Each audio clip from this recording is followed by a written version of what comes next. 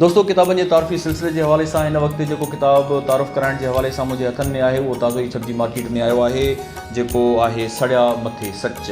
सड़िया मथे सच हीअ असांजे नौजवान कालमनिगार दोस्त सरमद खोसे जो ताज़ो आयल किताबु आहे। हिन किताब जो बैक टाइटल लिखियो आहे सिंधी ॿोली जे नाले वारे कहाणीकार, नावल निगार ऐं ड्रामा निगार मोहतरम साईं ज़ैब सिंधी साहब ऐं असांजे दोस्त सरमद खोसे जो ख़ूबसूरत फ़ोटो बैक टाइटल ते मौजूदु आहे। मां उनखे ॿुधाईंदो हलां त सड़िया मथे सच किताब समाजी मौज़ूअनि ऐं मसइलनि ते मुख़्तलिफ़ मज़मून ऐं लिखणियूं हिन में शामिल आहिनि। हिन किताब खे 2021 अप्रैल में मुल्क पब्लिकेशन कराची तरफ़ां छपायो वियो आहे।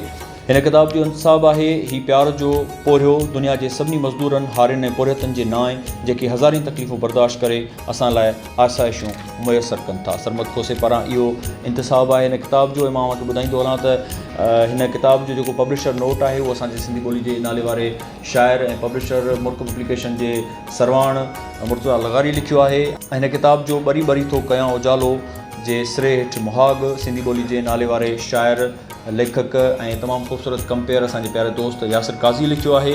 जॾहिं त डॉक्टर सुमार खोसे साहब पारां बि हिन में मुंहिंजो मोबी पुटु जे उनवान तहत हिकिड़ो लेख शामिलु आहे। उनखां अलावा सरमद खोसे पारां भला सागर जे मौजुनि खे ॻणणु मुमकिन किथे थींदो जे सिरे हेठि लेख मौजूदु आहे। उनखां अलावा मां उनखे ॿुधाईंदो हलां त सड़िया मथे सच हिन किताब जे अंदरि केतिरा ई मुख़्तलिफ़ मौज़ू आहिनि जिन मौज़ूअनि ते असांजे दोस्त सरमद खोसे निहायत ई दिलि सां ऐं रूह सां जेके लिखियूं आहिनि, पढ़ण वटां लिखियूं आहिनि, उहे लिखियूं आहिनि।